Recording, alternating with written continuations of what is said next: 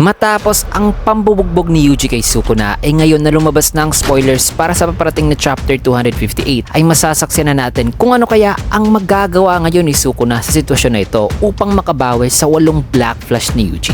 Let's go! Nagsimula ang eksena sa isang panel na kung saan ay tumalsik ngayon si Sukuna matapos ang isang napakalakas na Black Flash na pinakawalan ni Yuji sa kanyang likod. At ayon pa rito ng narrator na matapos daw makapag-unleash noon si Gojo ng 2 Black Flash ay napunta raw ito sa awakened state na dahil dito ay nakapag-construct daw noon si Gojo ng isang special RCT circuit na tumulong sa kanyang maibalik ang kanyang reverse curse technique output. At sa parte naman ni Sukuna ay nung nakapag-unleash din daw ito sa kanyang pangalawang Black Flash ay supposedly may heal na raw sana ni Sukuna ang kanyang mga naputol at sugatan na braso. Pero dahil sa 8 Black Flash ni Yuji na tumama sa kanya ay di na niya na-regain pa ng tuluyan ang kanyang RCT output. Darag pa ng narrator na ang pinupuntirya lang daw pala ng Black Flash ni Yuji noon ay ang gitna lang daw o ang in-between sa realm ng soul ni Sukuna at ng kay Megumi. So sa 8 Black Flash na yun mga kaibigan ay nagdoble ingat pa pala si Yuji upang hindi mahit ang soul ni Megumi na nasa loob. Grabe. At mas grabe pa ang next panel mga kaibigan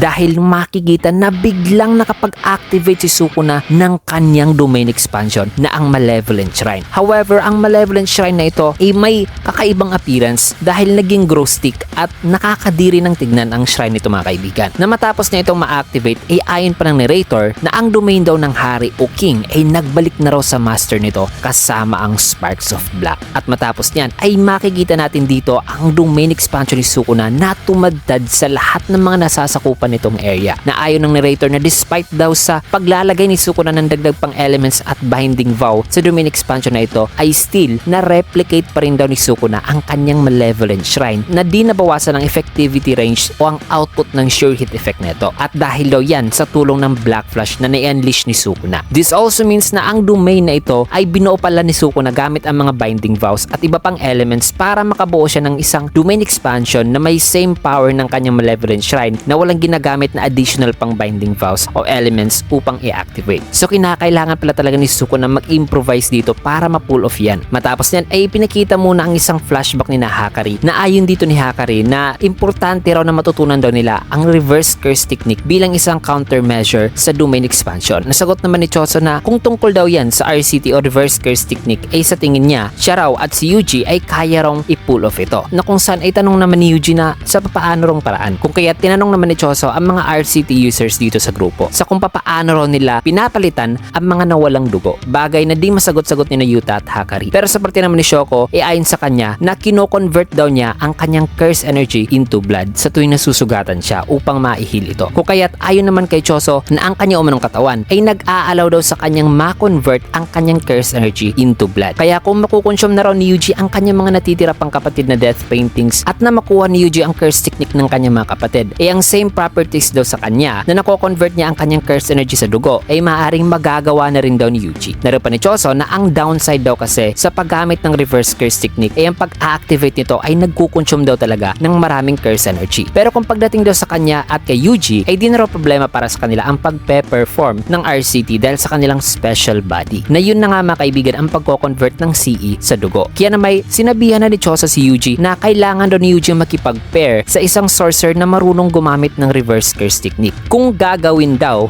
ni Yuji ang kanyang training sa body swapping. Na nang masabihan ni Choso ay nalito naman dito si Yuji mga kaibigan kung ano barong ibig sabihin ni Choso. Kung kaya't paliwanag naman ni Wiwi na sa tulong daw ng kanyang curse technique ay pwede raw niyang iswap ang soul ng isang tao sa isa pang tao. So apparently ang soul swap ability ay kagagawan pala ng curse technique ni Wiwi mga kaibigan. In addition with that, ayon pa dito ni Kusakabe na since na si Sukuna ay nakapag-take over na raw sa katawan noon ni Yuji at gumamit pa ng curse technique ay dahil daw dito ay natutunan o naaalala na raw ng katawan ni Yuji kung paano gumamit ng jujutsu like a special grade sorcerer. Kaya plano raw nilang gawin ang soul swap training dito kay Yuji at Kusakabe na kung saan ay gagamitin ni Kusakabe ang katawan ni Yuji para turuan ito ng basic curse energy manipulation at simple domain. Pero babala naman ni Wiwi mga kaibigan na kailangan daw nilang maging maingat sa kung kanino nila i-prepare si Yuji dahil nakakapag soul swap lang daw si Wiwi ng 2 beses sa isang buwan. Matapos ang flashback flashback na yan ay balik na dito sa present. Makikita na nag-activate ngayon si Yuji ng new shadow style simple domain upang depensa ng kanyang sarili sa sure hit effects ng domain expansion ni Sukuna. Na ayon pa kay Yuji na ang domain expansion ni Sukuna ay incomplete pa raw at na may mga loopholes pa. Kaya sa tingin niya ay makaka-withstand pa raw siya gamit ang kanyang simple domain. Habang may kita naman dito si Sukuna na nakangiti. At ayon pa dito ng narrator na hindi raw pala ma-maintain ni Sukuna for a long period of time ang kanyang domain expansion ngayon. At also di rin daw kaya nitong i-capture si Maki na walang curse energy. So immune pala talaga si Maki pati sa domain expansion ni Sukuna. Dagdag pa ng narrator na ang Malevolent Shrine ngayon ni Sukuna ay magko-collapse raw after 99 seconds. Kaya na may sina Yuji, Maki, pati si Ino at Choso ay ini-injure ngayon ang Malevolent Shrine ni Sukuna na siguro ay gumagamit din sila dito ng simple domain. At the same time ay makikita dito si Choso na concern